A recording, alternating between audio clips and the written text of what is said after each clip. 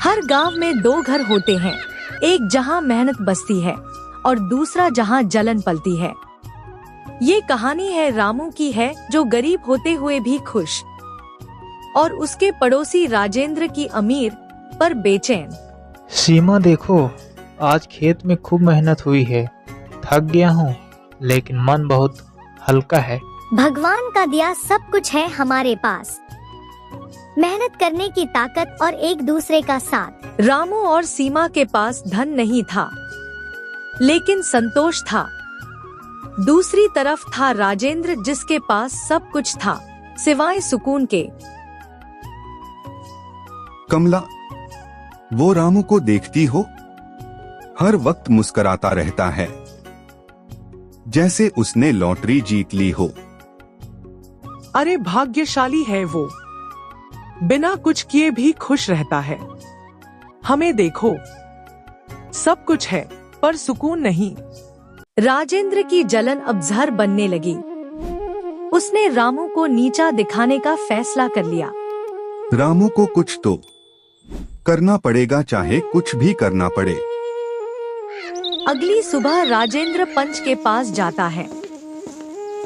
पंच जी, मुझे लगता है रामू चोरी करता है। मेरी फसल रोज कम होती जा रही है। रामू, वो तो शरीफ आदमी है, लेकिन बात आई है तो जांच तो बनती है। गांव में खबर आग की तरह फैल गई, रामू चोर है। रामू जो कभी सबसे प्रिय था, अब सबकी नजरों में शक का पात्र बन गया। मैंने कभी किसी का बुरा नहीं चाहा, फिर ये मेरे साथ ऐसा क्यों?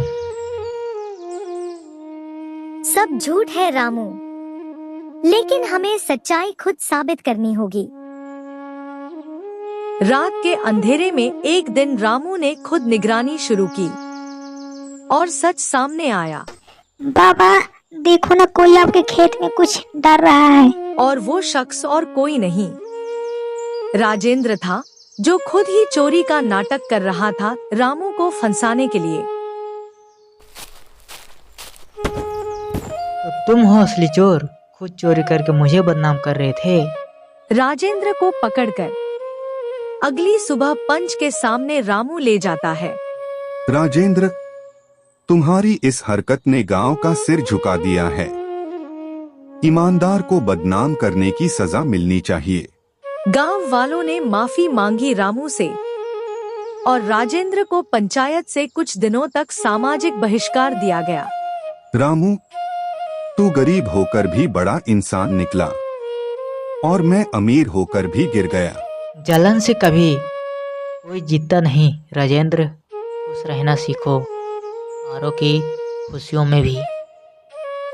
कभी कभी पड़ोसी के घर की रोशनी हमें खुद के अंधेरे की याद दिलाती है, लेकिन याद रखिए, ईमानदारी की लौ हर जलन को बुझा सकती है।